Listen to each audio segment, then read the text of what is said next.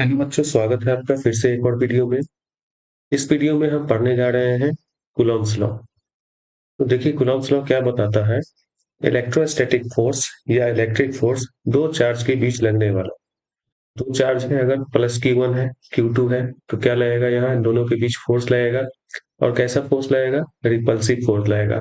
एक प्लस हो और एक माइनस हो तो क्या लगता है? अट्रैक्टिव फोर्स लगता है। तो देखिए इसका Q1 है, ये Q2 है। Q1 वाला Q2 पर क्या लगेगा? F21, मतलब force on second charge due to first charge. और Q2 वाला Q1 पे कैसा लगा देगा force? F12, force on first charge due to second charge. दोनों डायरेक्शन अलग अलग है। F12 मैग्नीट्यूड वाइज लिख सकते हैं, F21 बराबर में F। अगर हम C2 इस डायरेक्शन के साथ लिखे इसको तो बराबर कब होगा? जब माइनस साइन देंगे तब। ठीक है। तो कुलम ने क्या बताया अपने स्टेटमेंट पर?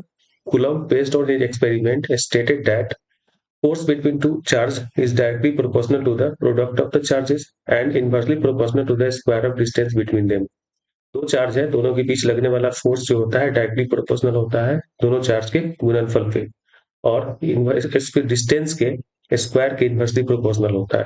ठीक है। इसको बोलते हैं inverse square law. Inverse square law.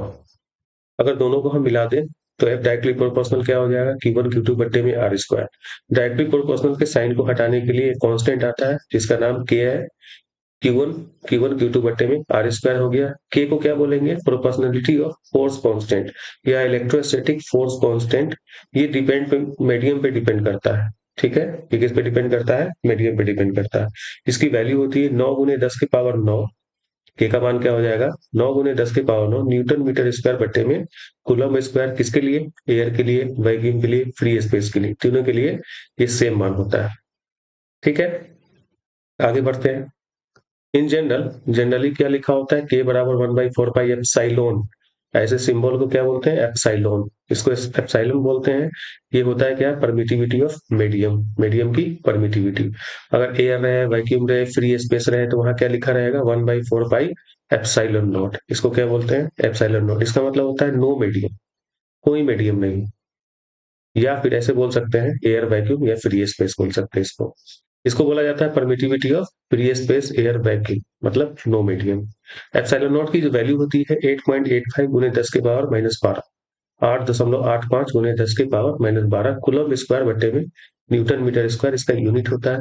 या इसका एक और यूनिट होता है फैराड पर मीटर, एफ बट्टे में एम। ठीक। इसका अगर डायमेंशन निकाले तो देखिए फॉर्मूला क्या है हमारे पास? एफ बराबर के Q1 Q2 बट्टे में आर स्क्वायर। के का मान 1/4 pi epsilon not Q1 Q2 बट्टे में आर स्क्वायर।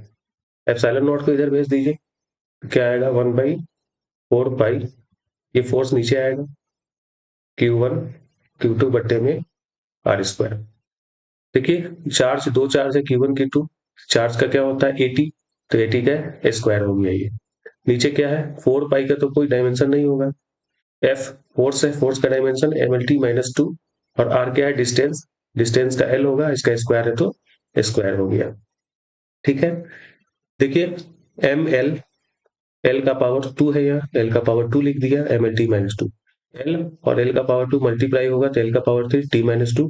ऊपर क्या हो गया? ए स्क्वायर टी स्क्वायर हो गया। ठीक। एम को ऊपर भेज दीजिए, एम ऊपर, एम का पावर कुछ नहीं है तो 1 है, M-1 हो जाएगा। और एल का पावर 3 ऊपर जाएगा तो -3। T-2 ऊपर जाएगा तो इससे ऐड हो जाएगा तो टी पावर 4 हो जाएगा। और ए स्क्वायर यहाँ ऑलरेडी है तो M-1, L-3, टी का पावर 4, ए का पावर 2 इसका डायमेंशन हो गया एप्सिलॉन नॉट का। ठीक है। अब ये जो फोर्स है इलेक्ट्रोस्टैटिक फोर्स जो कूलम्स ने बताया था उसकी कुछ प्रॉपर्टीज जान लेते हैं कि ये क्या होता है। It is a basic force. ये बेसिक फोर्स होता है। किसके किसके बीच लगता है? दो चार्ज के बीच लगता है। ठीक है। जैसे ग्रेविटेशनल फोर्स होता है, दो मास के बीच लगता है, उसी तरह it is a long range force.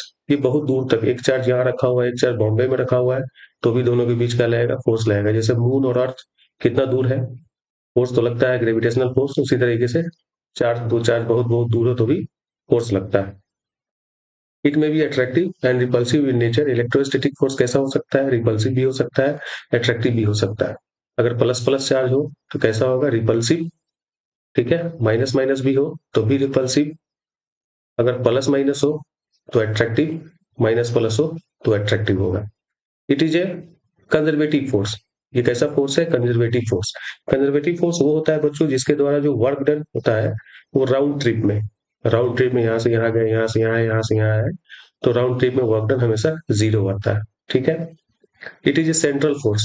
Charge है, दो चार्ज है, दोनों के सेंटर से सेंटर फोर्स लगता है ये। ठीक है, तो इसको बोलते हैं सेंट्रल फोर्स।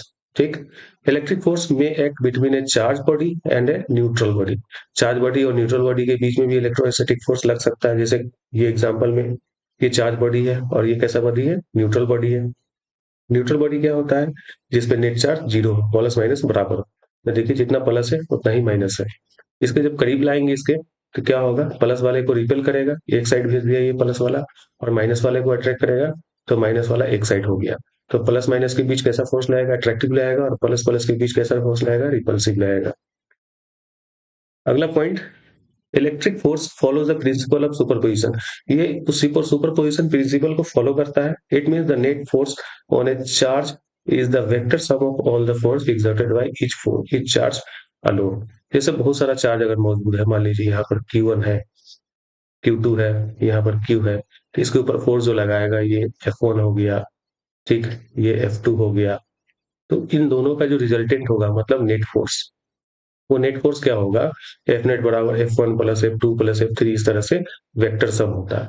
अगर इसका रिजल्टेंट का फॉर्मूला अगर निकालना चाहे, अगर दो फोर्स का नेट फोर्स निकालना है, तो A square plus B square plus 2AB cos theta.